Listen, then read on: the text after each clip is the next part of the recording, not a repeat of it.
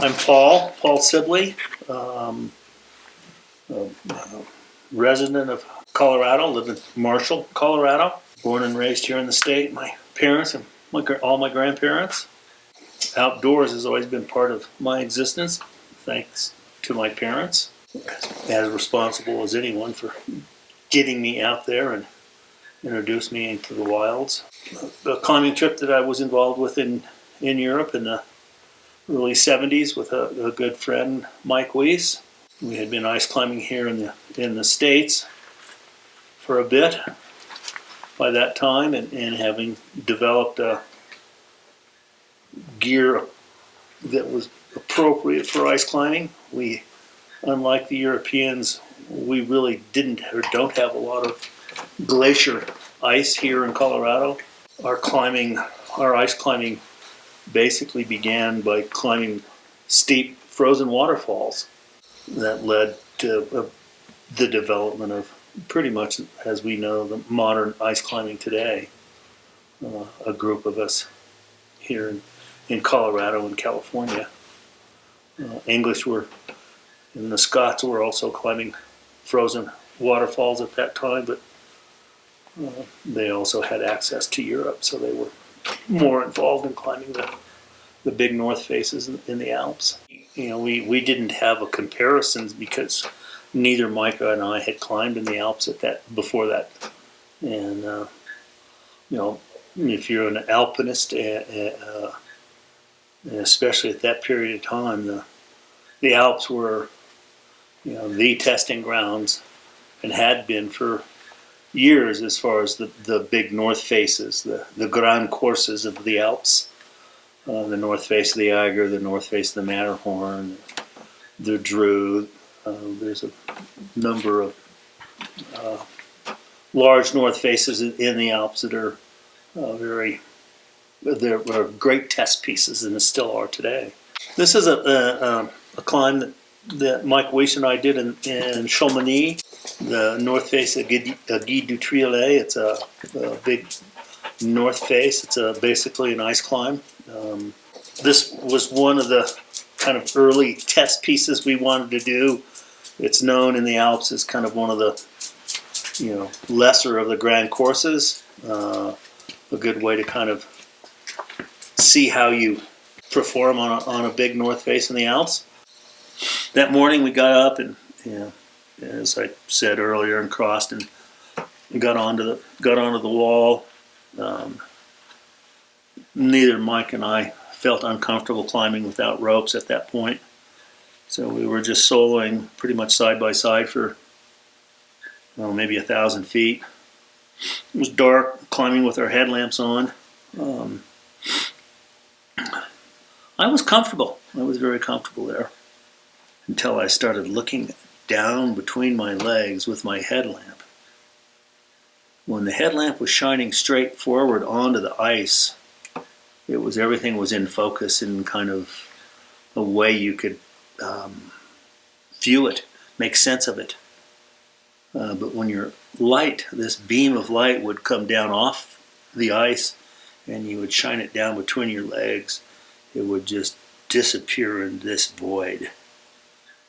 And I started getting vertigo. I talked Mike into roping up. We set up a belay, roped up, started swinging leads. It was good. Things were going well.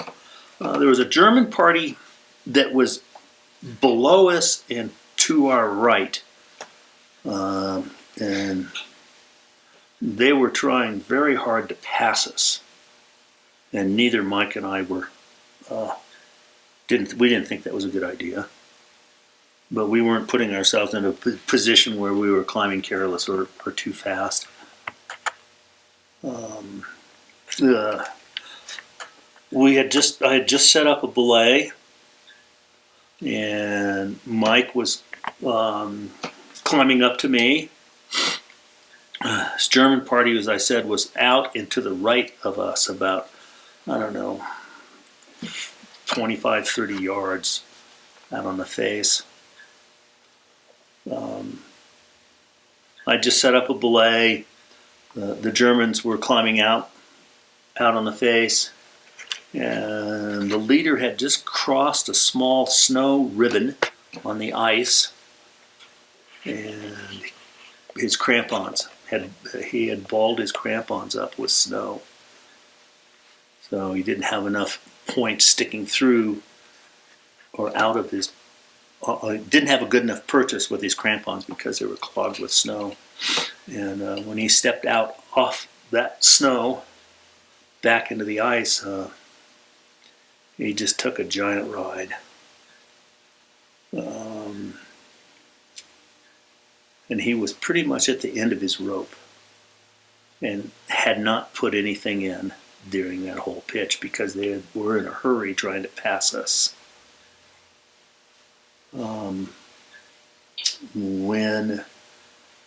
So obviously he fell a full rope length and then another rope length past his belayer, so he was already 300 feet before his belayer took the hit, and the belayer was plucked off the wall like being shot out of a cannon, and the two of them fell several thousand feet. And Mike climbed up to me, and we looked at each other, and I can't remember who said what, but it was something like, "Did you see that? They fell off." And that was pretty much the only words we spoke that day about the Germans.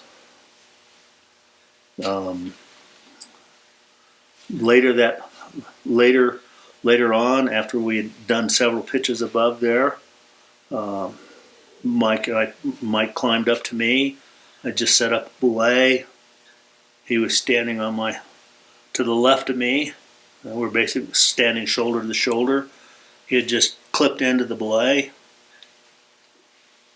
I hear Mike scream, "Rock!" I look up, and there's several large rocks coming down the ice. And man, they're looking like they got our number.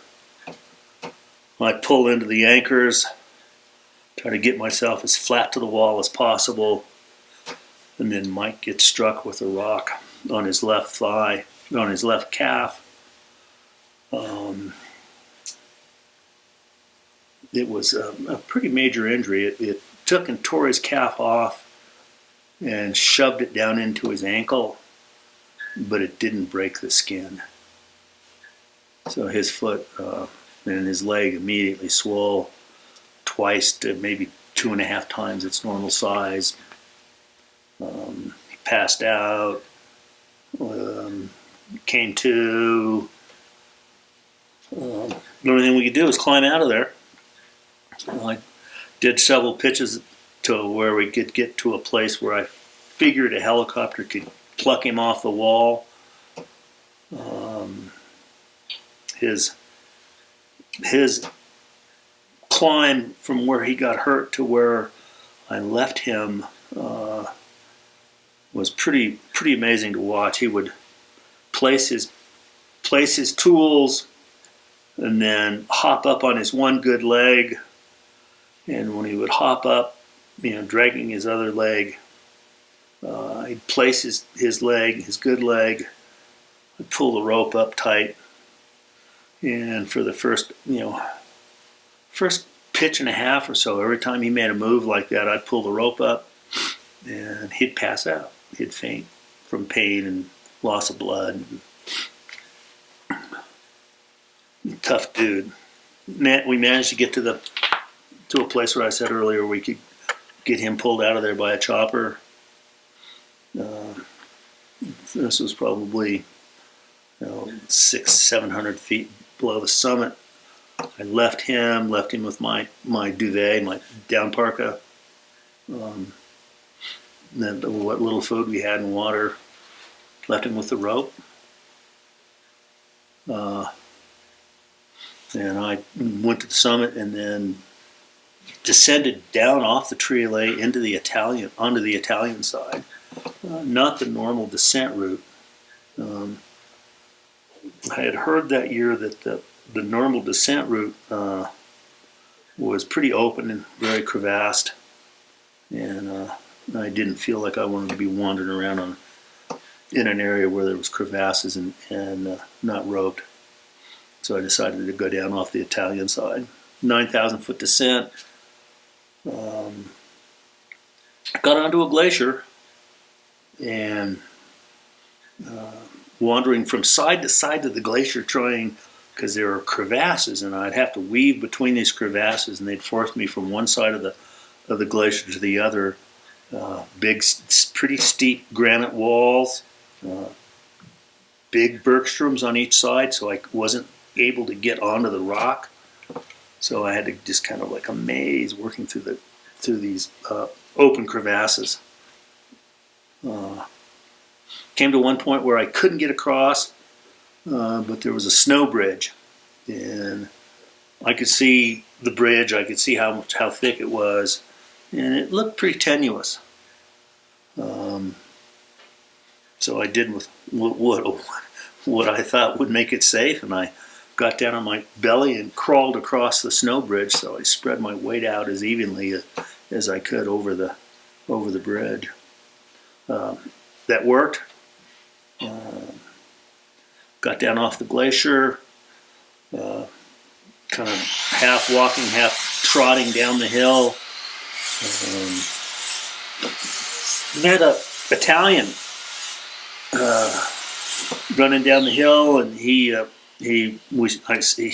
I stopped and told him what had happened, and I was pretty beat up by that time. So I gave him a description of where I left Michael, and he was a long distance runner. That's why he was up there, and he took that information and ran down, got in his car, drove down to the mouth of the Mount Blanc tunnel, and called through the tunnel to Chamonix, and was able to get through to the helicopter rescue folks, and they had just in time. If it had been a few minutes later, it would have been dark, and Michael would have had to spend the night. As it was, they just pulled him off just in the nick of time. Got him out of there, back down to the Chamonix hospital, where they relieved the pressure. Did a large incision in the full length of his lower leg to relieve the pressure, because his foot was starting to get pretty bad from the lack of circulation.